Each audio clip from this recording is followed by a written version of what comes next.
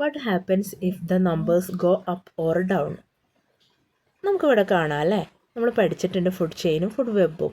അപ്പോൾ ഇത് 3 food chain, ഇതൊരു ഫുഡ് ചെയിൻ, ഇത് വേറൊന്ന്, ഇത് വേറൊന്ന്, അങ്ങനെ 3 ഫുഡ് ചെയിൻസ് ആണ് ഇവിടെ ഉള്ളത്. ഈ 3 ഫുഡ് ചെയിൻ കമ്പൈൻ ചെയ്തതിനെയാണ് നമ്മൾ ഫുഡ് വെബ് എന്ന് വിളിച്ചിട്ടുള്ളത്. അപ്പോൾ ഇതിൽ ഒരുപാട് ക്രിയേച്ചേഴ്സ് ഉണ്ട് അല്ലേ. ഇതിലുള്ള ഈ ഓരോ ക്രിയേച്ചേഴ്സ് കൂടിയാലും കുറഞ്ഞാലും നമ്മളെ ഫുഡ് ചെയിൻ അല്ലെങ്കിൽ ഫുഡ് വെബിന് എന്താണ് സംഭവിക്കുന്നത്, അതാണ് നെക്സ്റ്റ് നമുക്ക് പഠിക്കാനുള്ളത്. What happens if the numbers go up or down? ഇതിലുള്ള ഓരോ ജീവികളെ എണ്ണം കൂടിയാലും കുറഞ്ഞാലും എന്താ സംഭവിക്കുക? ഇപ്പോൾ ഇവിടെ നമ്മളെ hen disappear from the habitat, grass hopper increase and foxes decrease. എന്താ സംഭവിക്കുക? നമ്മളെ ഹെന്നിൻ ആരെയാണ് കഴിക്കുന്നത്? നമ്മൾ ഗ്രാസ് ഹോപ്പറിനെയാണ്. അപ്പോൾ നമ്മളെ ഇല്ലാതായാൽ നമ്മൾ ഗ്രാസ് ഹോപ്പർ ഒരുപാടെണ്ണം മൾട്ടിപ്ലൈ ചെയ്യും അല്ലേ, അതായത് ഒരുപാടെണ്ണം ഇൻക്രീസ് ചെയ്യും, കുറേ എണ്ണം ഉണ്ടാവും, കാരണം ആളെ കഴിക്കാൻ വേറെ ആരും ഉണ്ടാവില്ല. അതുപോലെ തന്നെയാണ് പിന്നെന്താ, നമ്മൾ ഫോക്സ് ഡിക്രീസ് ചെയ്യുകയാണ് അവിടെ ചെയ്യുന്നത്. ഈ ഓരോ ക്രിയേച്ചേഴ്സും എന്താ ചെയ്യുന്നത്? ഓരോ ജീവികളും മറ്റ് ജീവികളെ ആശ്രയിച്ചിട്ടാണ് ജീവിക്കുന്നത്. ഇപ്പോൾ നമ്മളെ ഫോക്സ് ആണ് ഇല്ലാതാവുന്നതെന്നുണ്ടെങ്കിൽ എന്താ സംഭവിക്കുക? നമ്മളെ ഹെന്നെ ഇൻക്രീസ് ചെയ്യും അല്ലേ, കാരണം നമ്മൾ ഫോക്സിൻ്റെ ഫുഡ് എന്ന് പറയുന്നത് ഹെന്നാണ് ഇവിടെ. അപ്പോൾ ഹെന്നെന്ത് ചെയ്യും? ഒരുപാട് എണ്ണം ഉണ്ടാവും, കാരണം ഹെന്നിനെ കഴിക്കാനുള്ള ആൾ നമ്മളെ ഫോക്സ് ആയിരുന്നു, ഫോക്സ് ഇല്ലാതായി. അപ്പോൾ നമുക്ക് എക്സാമിന് ഇവിടുന്ന് വരാറ്, ഇപ്പോൾ ഇവിടെ എന്താ ചോദിച്ചത്? ഹെന്നാണ് പറഞ്ഞത്. ഹെന്നില്ലാതായ എന്താ സംഭവിക്കുക? അതുപോലെ ചില സമയത്ത് എന്ത് ചോദിക്കും? ടൈഗർ ഇല്ലാതായാൽ അവിടെ എന്ത് സംഭവിക്കും? അപ്പോൾ ഏതൊരു ക്രിയേച്ചർ, ഈ ഒരു ഫുഡ് വെബിലുള്ള ഏതൊരു ക്രിയേച്ചർ ഇല്ലാതായാലും എക്സാമിന് ഏതാണ് നെയിം വരുന്നത് എന്നുള്ളത് മക്കൾ ശ്രദ്ധിക്കണം. അപ്പോൾ ഏത് ജീവി ഇല്ലാതായാലും അതിൻ്റെ ഫ്രണ്ടിൽ, അതായത് അവർ കഴിക്കുന്ന ഫുഡ് ഏതാണോ അത് ഇൻക്രീസ് ചെയ്യും എന്നുള്ളതാണ് നിങ്ങളവിടെ ആൻസറിൽ കൊടുക്കേണ്ടത് കേട്ടോ. എക്സാമിന് ഇത് വന്നിട്ടുണ്ട്, അതുകൊണ്ടാണ് മിസ് റിപ്പീറ്റ് ചെയ്ത് പറയുന്നത്. ഇനി നെക്സ്റ്റ്, വൈ ടൈഗർ കൺസർവേഷൻ. ഇപ്പോൾ നമ്മൾ കണ്ടു, നമ്മുടെ ടൈഗറാണ് അവിടുത്തെ ലാസ്റ്റ് ലിങ്ക്.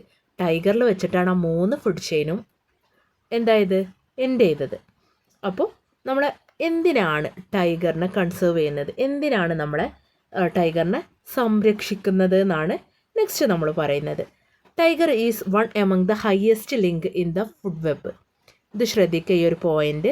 നമ്മളെ ടൈഗർ, അതായത് ഒരു ഫുഡ് ചെയിനിൽ ലാസ്റ്റത്തത് ഏതാണോ അതാണ് അതിലെ ഹയസ്റ്റ് ലിങ്ക്, അഥവാ ലാസ്റ്റ് ലിങ്ക് എന്നും പറയും, ഹയസ്റ്റ് ലിങ്ക് എന്നും പറയും. അതങ്ങനെ എടുത്തും ചോദിക്കാറുണ്ട് കേട്ടോ. ഇനി organisms in each link play a key role in maintaining healthy numbers of herbivores and carnivores in an ecosystem. Some organisms in the lower links of the food web disappear. They may be replaced by other organisms that perform the same function. There are no other creatures like the tiger. There are no one to perform its function. അപ്പോൾ നിങ്ങൾ ഇപ്പോൾ ഒരു food chain നിങ്ങൾ കണ്ടിട്ടുണ്ടാവും. ഏതൊരു food chain എടുത്താലും അതിലെ last link, അതായത് വലിയൊരു ജീവിയിലാണ് അത് എൻഡ് ചെയ്യുന്നത്. അപ്പോൾ ആ ഒരു വലിയ ജീവി ഇല്ലാതായ എന്താ സംഭവിക്കുക? അതിൻ്റെ ഫ്രണ്ടിലുള്ള ആളുകളൊക്കെ ഇൻക്രീസ് ചെയ്യും അല്ലേ. അത് ഏറ്റവും എൻഡ് ചെയ്യുന്ന അതിലെ വലിയൊരു ജീവിയാണ്. അപ്പോൾ ഇവർ ലിമിറ്റഡ് ആയിട്ടുള്ള ആളുകളാണ് ഉണ്ടാവും. അപ്പോൾ നിങ്ങൾക്കറിയാം, നമ്മളെ ടൈഗർ, ലയണ്, ഇതുപോലെ ചീറ്റ, ഇതുപോലെയുള്ള ജീവികളൊക്കെ എന്താ ലിമിറ്റഡ് ആണ്. അപ്പോൾ ഇവരില്ലാതായി കഴിഞ്ഞാൽ നമ്മൾ ആ എക്കോസിസ്റ്റത്തിനെ തന്നെ അത് ബാധിക്കും. അപ്പോൾ അതുകൊണ്ടാണ് നമ്മൾ എന്ത് ചെയ്യുന്നത്? നമ്മളെ ടൈഗറിനെ നമ്മൾ കൺസേർവ് ചെയ്യുന്നത്, സംരക്ഷിക്കുന്നത്. കൺസേർവ് എന്ന് പറഞ്ഞാൽ സംരക്ഷിക്കുന്നത്. അതായത് ഇപ്പോൾ നമ്മൾ ഒരുപാട് ഫുഡ് വെബ് കണ്ടു, ഫുഡ് ചെയിനും ഫുഡ് വെബൊക്കെ കണ്ടു. ഈ ഫുഡ് വെബിലൊക്കെ ലാസ്റ്റ് വന്ന ആൾ നമ്മളെ ടൈഗറാണ്. ഇപ്പോൾ നമ്മൾ ഇതിന് മുന്നേ കണ്ടതിൽ മിസ് കാണിച്ചു തരാം. ഇവിടെ നമ്മൾ കണ്ടത് എന്താണ്? ടൈഗറാണ് അല്ലേ, ടൈഗറിലാണ് എൻഡ് ചെയ്യുന്നത്. അപ്പോൾ നമ്മൾ ടൈഗർ എന്തൊക്കെയാണ് കഴിക്കുന്നുണ്ട്? ഹെർബിവേഴ്സ്, കാർണിവേഴ്സ് എന്നൊക്കെ പറയുന്നത്. ഹെർബിവേഴ്സ് പറഞ്ഞാൽ സസ്യങ്ങൾ, അതായത് പ്ലാന്റ്സ് കഴിക്കുന്നത്. ഇപ്പോൾ നമ്മളെ ഡിയർ, കൗ, ഗോട്ട് ഇവരൊക്കെ ആ കാറ്റഗറിയിൽ പെട്ടതാണ്. ഇനി കാർണിവേഴ്സ് എന്ന് പറയുന്നത് എന്താ? മാംസം, മീറ്റ് കഴിക്കുന്ന ആളുകളാണ്. നമ്മളെ ടൈഗർ, ലയണ്, ചീറ്റ, ഡോഗ് ഇവരൊക്കെ അതാണ് അല്ലേ. അപ്പോൾ ഇവരൊക്കെ എന്താണ്?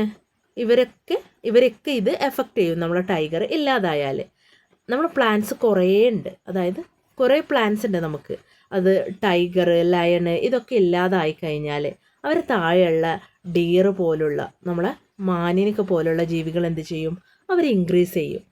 അപ്പോൾ അവരൊക്കെ, അതായത് അവരുടെ ബാക്കിലുള്ള എല്ലാവരെയും ഒരേ ലെവലിൽ മെയിൻറ്റെയിൻ ചെയ്ത് പോരാൻ വേണ്ടിയിട്ടാണ് നമ്മൾ എന്ത് ചെയ്യുന്നത്? നമ്മളെ ടൈഗറിനെ പ്രൊട്ടക്റ്റ് ചെയ്യുന്നത്. All of you clear? Okay. ഇനി നെക്സ്റ്റ് നമുക്ക് അപ്പോൾ അതാണ് നമ്മൾ ടൈഗർ കൺസർവേഷൻ കൊണ്ട് നമ്മൾ ഉദ്ദേശിക്കുന്നത്. Conservation of high ranking organisms like the tiger is a priority. By conserving tigers a large habitat is being conserved. അതായത് നമ്മളെന്താ ടൈഗറിനെ നമ്മൾ പ്രൊട്ടക്റ്റ് ചെയ്യുന്നത് മൂലം ബാക്കിയുള്ള എല്ലാ ജീവികളെയും നമ്മൾ പ്രൊട്ടക്റ്റ് ചെയ്യുന്ന പോലെ തന്നെയാണ്. ഓക്കെ, ഇനി നെക്സ്റ്റ് നമുക്ക് പഠിക്കാനുള്ളതാണ് ദ ഇൻവേർഡേഴ്സ്. ഇത് പുതിയൊരു വേർഡാണ് അല്ലേ മക്കൾ? അതിൻ്റെ മീനിങ് ഒന്ന് നോട്ട് ചെയ്ത് വെക്കുക. അധിനിവേശക്കാർ അല്ലെങ്കിൽ നുഴഞ്ഞുകയറ്റക്കാർ എന്നൊക്കെ പറയും. അപ്പോൾ ദ ഇൻവേർഡേഴ്സ് എന്നുള്ളതിൽ നമുക്കിവിടെ മെയിനായിട്ടുള്ളൊരു ഫിഷാണ് ആഫ്രിക്കൻ ക്യാറ്റ് ഫിഷ്. മുഷി എന്നാണ് കേട്ടോ മലയാളത്തിൽ ഇതിന് പറയുക. നമ്മൾ ആഫ്രിക്കയിൽ കാണുന്ന ഒരു ടൈപ്പ് ഫിഷാണ് ഇത്. പെട്ടെന്ന് മൾട്ടിപ്ലൈ ചെയ്യും. അപ്പോൾ നമുക്ക് നോക്കാം. The African catfish is a fish found in the African continent. African കോണ്ടിനെൻറ്റിൽ കാണുന്നതാണ് നമ്മൾ ആഫ്രിക്കൻ ക്യാറ്റ് ഫിഷിന്. They grow and multiply very quickly. പെട്ടെന്ന് തന്നെ അത് മൾട്ടിപ്ലൈ ചെയ്യും. They are found as an invasive fish in some water bodies in Kerala. നമ്മുടെ കേരളത്തിലുള്ള ചില ജലാശയങ്ങൾ, ചില വാട്ടർ ബോഡീസിൽ നമുക്ക് നമ്മളെ ആഫ്രിക്കൻ ഫിഷിനെ കാണാൻ പറ്റും. The African catfish feeds on native fish in the water bodies. African snail and water moss both are invaders. അതായത് നമ്മൾ ആഫ്രിക്കൻ ക്യാറ്റ് ഫിഷ് എന്ത് ചെയ്യും? നമ്മുടെ ജലാശയങ്ങളിലുള്ള നമ്മളെ ഇവിടെയുള്ള സാധാ മീനുകളെയൊക്കെ പെട്ടെന്ന് തിന്ന് തീർക്കും.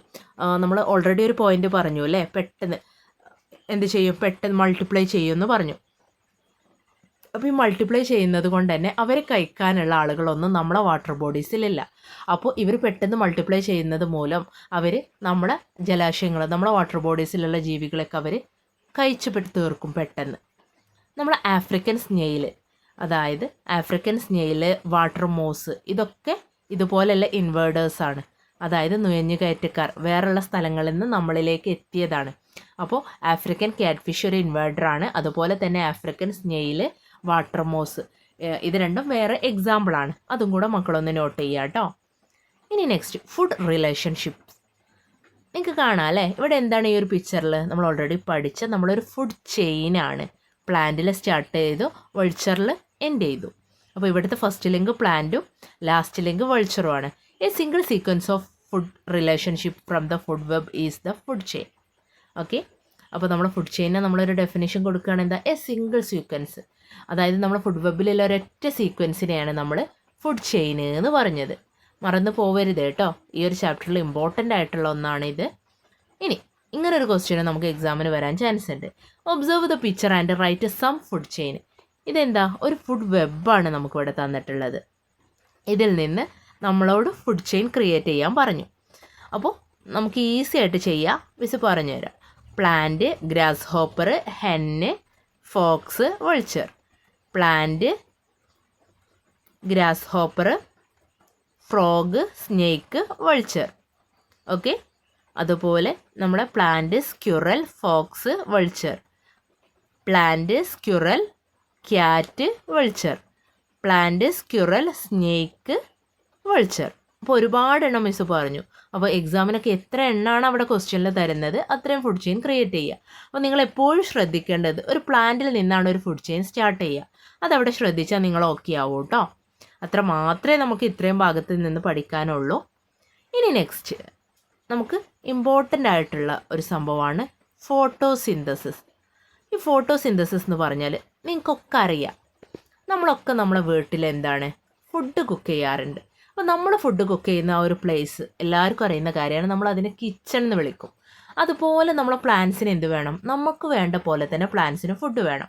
അപ്പോൾ പ്ലാന്റ്സ് ഫുഡ് പ്രിപ്പയർ ചെയ്യുന്ന അവരെ കിച്ചൺ എന്ന് പറയുന്നത് അതാണ് അവരെ ലീഫ്. ഇപ്പോൾ നമ്മൾ ഫുഡ് കുക്ക് ചെയ്യുക കിച്ചണിൽ വെച്ചിട്ടാണ്. അപ്പോൾ പ്ലാന്റിൻ്റെ കിച്ചൺ ഏതാണെന്ന് ചോദിച്ചാൽ ലീഫാണ് കേട്ടോ. പ്ലാന്റിൻ്റെ കിച്ചൺ ലീഫാണ്. അപ്പോൾ ലീഫിൽ വെച്ചിട്ടാണ് ഫുഡ് പ്രിപ്പയർ ചെയ്യുക.